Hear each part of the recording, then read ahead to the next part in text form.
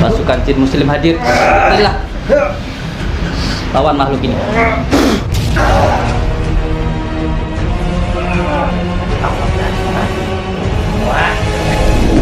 Tarik ke atas. Patahkan kakinya ini.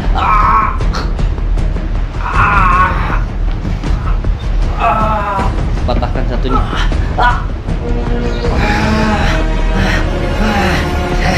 Patahkan kedua tangannya ini.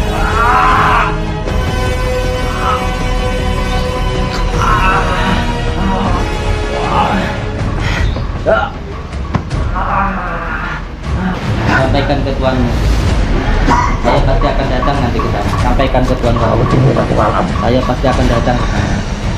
Tidak perlu datang ke sini, saya pasti akan datang ke sana. Selama saya masih hidup, saya datangi tempat ini. Sampaikan ke tuanmu, suruh tunggu di rumah, suruh tunggu di tempatnya.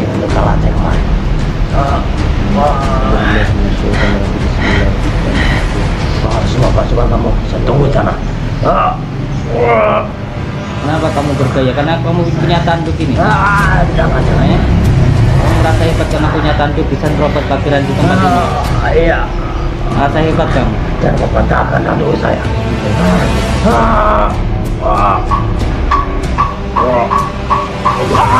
Yang lain hijab sakronnya tolong diistiqomahkan setiap malam. Yang sudah mendapatkan ijazah hijab parki diriadhoi lagi, dikuasai lagi. Dan hijab Jafar Shadiqnya saya minta untuk dibuat pagaran lagi di tempat kita ini, karena bangsa-bangsa jin ifrit di zaman sekarang ini semakin kuat. Kekuatan mereka semakin kuat karena tingkah laku dari umat sendiri yang membuat jagat ini semakin mendekati hari kiamat.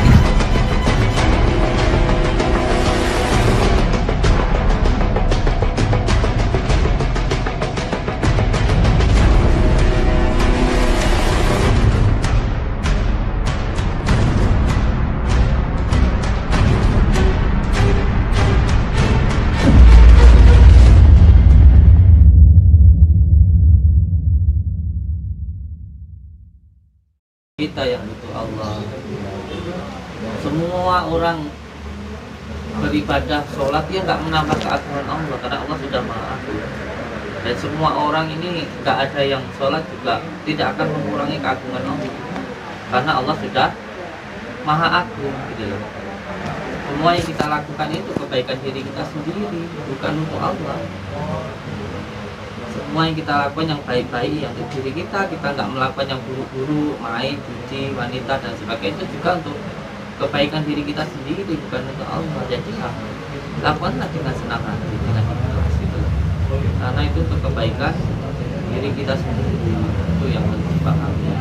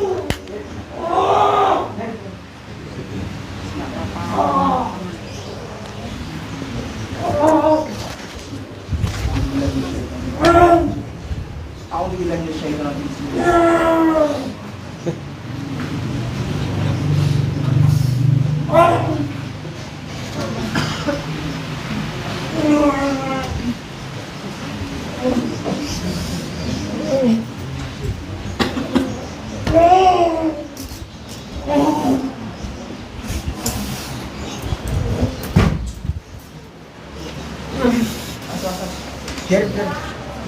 Kenapa?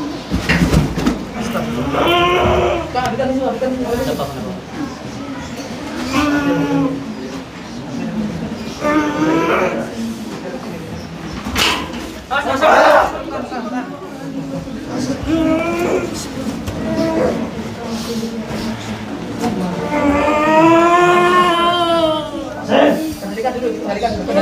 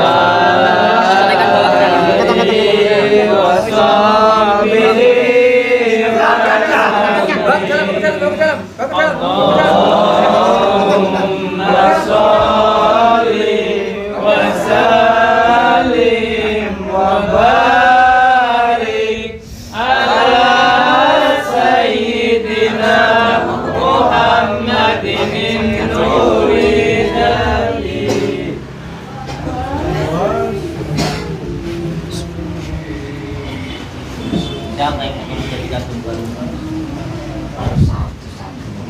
Val.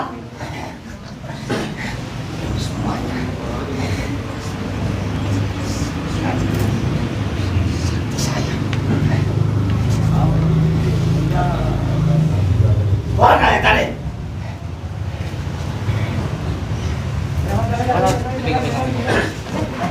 Awas. Kalau mau nyerang saya, jangan nyerang santri saya. Kalau mau nyerang saya. Dulu. Keselamatan saya.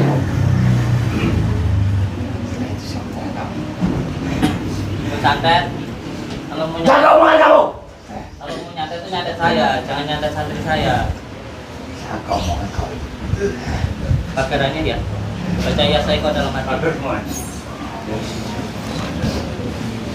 Buka pakaiannya semuanya. Pakai semuanya. Kamu mau bawa santri saya? Ya. Bawa Saya. Bawa saya saja, jangan bawa santri saya. Tambah kesaktian saya.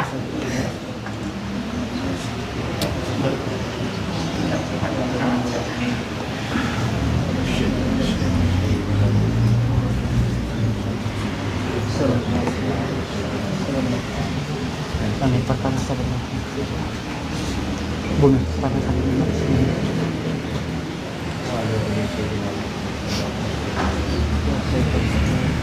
Belakang ya, belakang.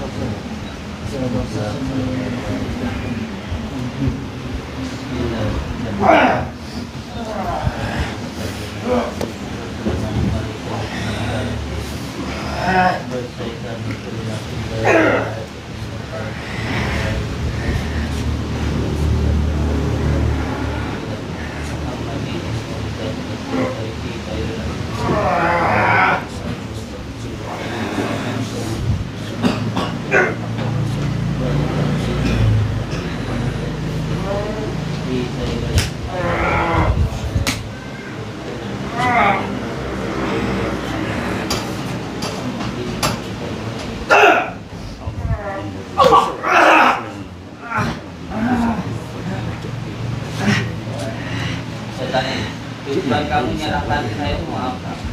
Pada kitab saya. Dan satu kau. Sejagat tumbal. Kesaktian saya. Cerita kamu kan sama saya, bukan sama santri. Salah satu-satu saya bunuh. Dari tumbal. Saya bunuh Brahma. Saya akan tetap datang sini. Asyhadu an la ilaha illallah wa asyhadu anna Muhammadar Rasulullah. Assalamualaikum ya akhil qadam minal badan. Assalamualaikum ya ahli al Assalamualaikum ya ahli najajah. Assalamualaikum ya ahli ghaib.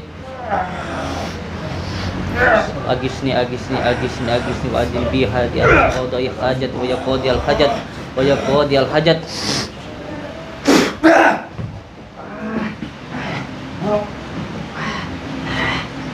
Barik Allahumma salli ala sayyidina Muhammadin wa ala Bismillah. Assalamualaikum ya ridal. Assalamualaikum ya ahli najajah. Assalamualaikum ya ahli najajah.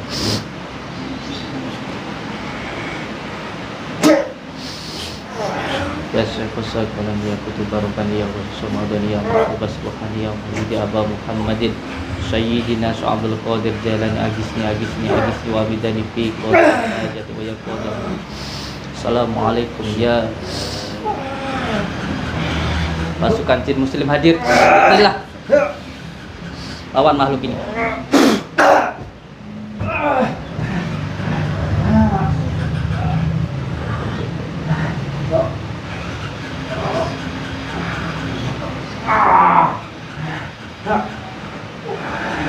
Bismillah. Ini saja. Tapi kamu nggak berani bantu. Wah. Tapin ke tembok lagi.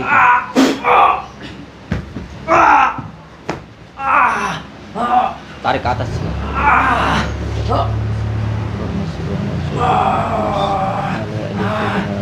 Muhammad. Patahkan kakinya ini.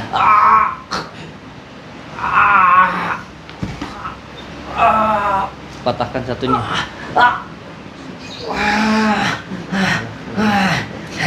Patahkan kedua tangannya itu.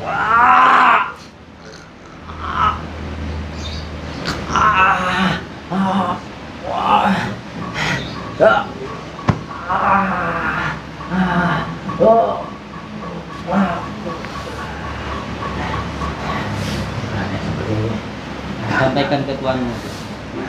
Saya pasti akan datang nanti ke sana. Sampaikan ke tuan kamu. Tunggu nanti malam. Saya pasti akan datang ke sana. Tidak perlu datang ke sini. Saya pasti akan datang ke sana. Selama saya masih hidup, saya datangi tempatnya. Sampaikan ke tuanmu. Suruh tunggu di rumah. Suruh tunggu di tempatnya. Untuk ke lantai kemarin.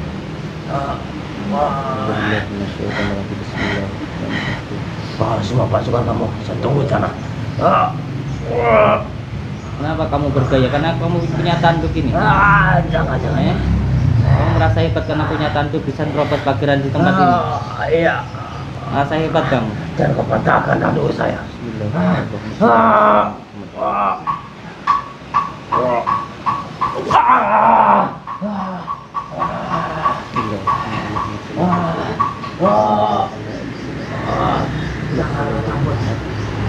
cabut saya.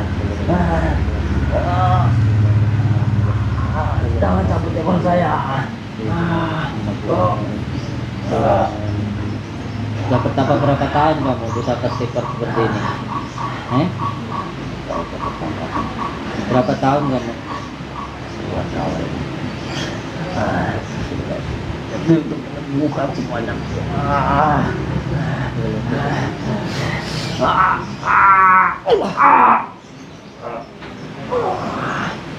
Sampaikan ke tuan kamu sekarang.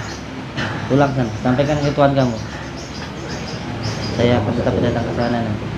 Tidak perlu datang ke sini, nanti saya ke sana.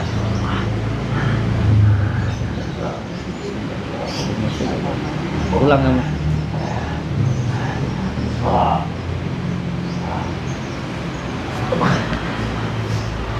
Yang lain pagaran ya. Yang lain dipagari. Jangan ada yang kosong ya. Jangan ada yang kosong pikirannya.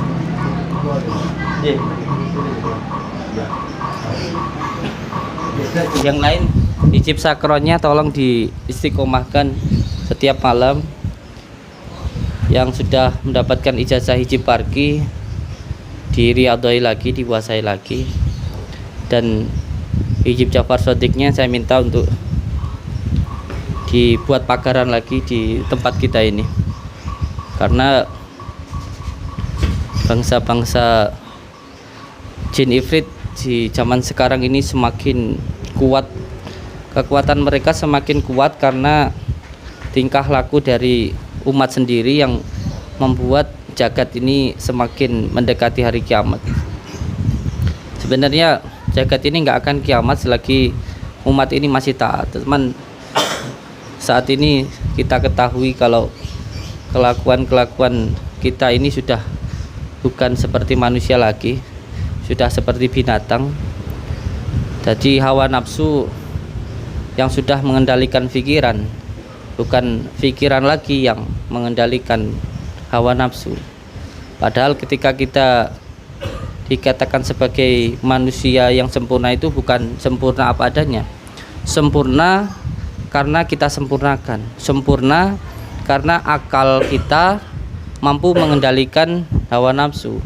Karena kita ini selain diberikan akal juga diberikan nafsu. Kalau malaikat hanya diberikan akal tetapi tidak diberikan nafsu, sedangkan hewan hanya diberikan nafsu tapi tidak diberikan akal. Sedangkan kita punya akal dan juga punya nafsu. Kalau akal kita mampu mengendalikan hawa nafsu, maka kita insya Allah lebih baik, lebih mulia dari malaikat. Tetapi kalau hawa nafsu kita yang mengendalikan akal kita, maka kita akan lebih hina dari binatang. Oleh sebab itu saya minta untuk santri untuk menekan nafsu ini, kan nafsu tidak akan bisa hilang, nafsu hanya bisa dikendalikan. Lalu bagaimana supaya kita mampu untuk menekan hawa nafsu, nafsu lawamah, supiyah, amarah yang ada di dalam diri kita? Tentunya ketika ingin batin kita hidup, maka kita harus menekan dohiriyah kita. Jika dohir kita kuat, maka batinnya lemah. Jika ingin batinnya kuat, maka dohirnya harus lemah. Lalu bagaimana untuk melemahkan dohir? Ya, mengurangi semua kesenangan dohiriyah, makan, minum, tidur, wanita dan lain sebagainya. Itu harus ditekan sekuat-kuatnya supaya batinnya kuat. Kalau batinnya ingin kuat, maka dohirnya harus lemah. Maka saya minta untuk kepada santri dikurangi kesenangan dunianya. Makanya yang terutama untuk santri saat ini saya minta semuanya melakukan puasa bila ruh, tidak makan yang bernyawa dan yang keluar dari yang bernyawa. Apakah ini ada sanadnya? Ada. Apakah ini ada dunungnya? Ada. Karena apa yang kita makan akan menentukan apa yang kita lakukan. Kita ingin menekan nafsu hewani yang ada di dalam diri kita, ya jangan makan yang dari hewan. Semua unsur hewani jangan makan. Makanya seperti daun-daun, seperti hal-hal yang dipendam. Saya minta untuk santri jangan makan yang bernyawa dan yang keluar dari yang bernyawa dulu selama 41 hari ke depan ini. Apapun yang ada unsur hewannya, mie ada telurnya jangan. Makanya hanya yang tidak ada nyawanya, dari tumbuh-tumbuhan saja, bukan dari hewani. Nggih. Saya minta untuk panjenengan mohon doanya dan juga mohon untuk beriadah dulu nggih. Untuk semuanya supaya tidak terjadi hal-hal yang tidak diinginkan. Dan saya minta juga kita semuanya harus menjaga kesatuan dan persatuan kita. Jangan mau untuk diadu domba. Karena fitnah dajjal di akhir zaman ini ialah mengadu domba, membuat seseorang saling membenci, pada akhirnya saling berperang sesama saudara. Ini nanti kalau seluruh negara sudah berperang dan hancur, ini nanti dajjal akan muncul. Dan yang tidak bisa dihancurkan hanya Mekah dan Madinah. Tetapi selama kita masih memegang persatuan dan kesatuan, mencintai negara, maka Dajjal ini nggak akan muncul. Oleh sebab itu, tanamkan cinta negara yang paling utama. Jangan sampai kita dibentur-benturkan antara negara dan agama. Ini perlu sekali saya sampaikan. Dajjal nggak akan muncul sebelum negara-negara Islam, terutama kita ini yang hampir 70% penduduknya Muslim, jangan sampai diadu domba antara negara dan agama. Jangan sampai. Apapun itu, apabila ada ceramah yang menghasut kebencian kita kepada negara, jangan diikuti. Walaupun yang dipakai entah itu hadis ataupun Al-Quran, hati-hati di situ.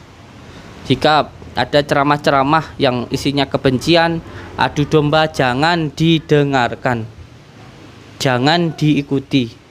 Apapun itu, kalau membuat hati sampean semakin benci dengan alasan apapun, jangan diikuti, nggih. Jangan diikuti. Semoga saja kita semuanya selalu dalam lindungan Allah dan juga selalu dalam ridha Allah dan mendapatkan petunjuk dari Allah. Dan untuk semua saudaraku, anak-anakku semuanya, belajar agama, ilmu harus diterima dengan hati, jangan diterima dengan nafsu. Kalau diterima dengan nafsu, adanya hanya menuhankan diri kita, bukan menuhankan Allah. Nanti panjenengan ketika mendengar suatu hal yang kira-kira itu dikira baik, Allahu Akbar sambil bawa bom, itu panjenengan berarti menuhankan diri panjenengan, bukan menuhankan Allah. Kalau menuhankan Allah ketika menyebut Allahu Akbar, Allah itu maha besar, diri kita itu kecil, tidak ada apa-apa dan tidak bisa berbuat apa-apa, lalu tidak bisa semena-mena begitu, nggih. Ini perlu untuk dipahami supaya panjenengan semuanya tidak menjadi seperti orang yang buta lalu menganggap semuanya itu benar. Orang buta yang ditanya tentang gajah, ketika sampean baru memegang telinga gajah lalu mengatakan bahwa gajah itu lebar, karena yang sampean pegang hanya telinganya, dan sampean teriak-teriak kemana-mana kalau gajah itu lebar. Ada juga yang teriak-teriak bahwa gajah itu panjang, karena yang dipegang adalah belalainya. Jadi kalau mau belajar agama secara kafah, tidak boleh sepotong-sepotong. Belajar agama harus secara kafah. Nanti mendengar hadis atau firman Allah, kalau ketemu sama orang kafir harus dibunuh, lalu di jalan bunuh orang. Padahal di situ ada asbabun nuzulnya. Ada ceritanya ketika firman itu turun, boleh membunuh kalau kita dibunuh. Bukan orang lagi makan, orang lagi tidur dibunuh. Itu apa itu? Bahkan ada ancaman Allah, siapa yang membunuh orang kafir yang tidak memerangi kita, maka haram hukumnya untuk masuk ke dalam surga. Ini hati-hati sekali. Hati-hati sekali, perlu untuk dipahami secara mendalam, nggih. Kenapa ini saya sampaikan? Karena di akhir zaman seperti ini banyak orang yang pintar tetapi tidak benar. Hati-hati sekali. Pintar tetapi tidak benar. Hati-hati sekali nih, nggih. Semoga kita semuanya bisa menjalankan sunnah-sunnah seperti yang dianjurkan baginda Rasulullah SAW.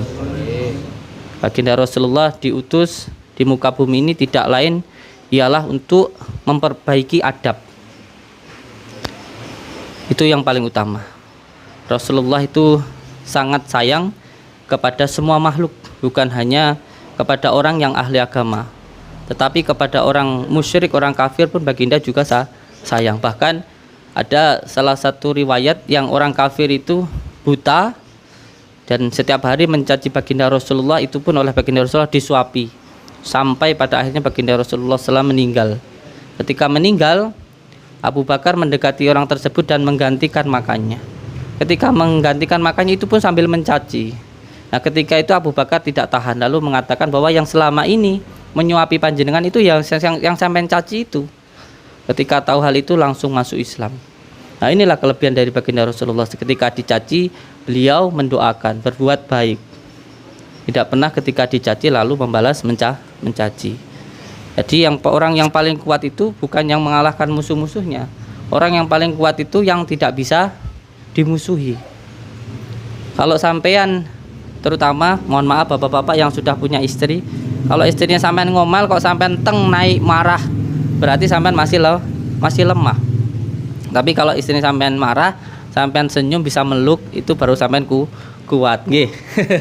Jadi yang kuat itu orang yang mampu mengalahkan hawa nafsunya, mengendalikan hawa nafsunya nggih. Saya ucapkan terima kasih.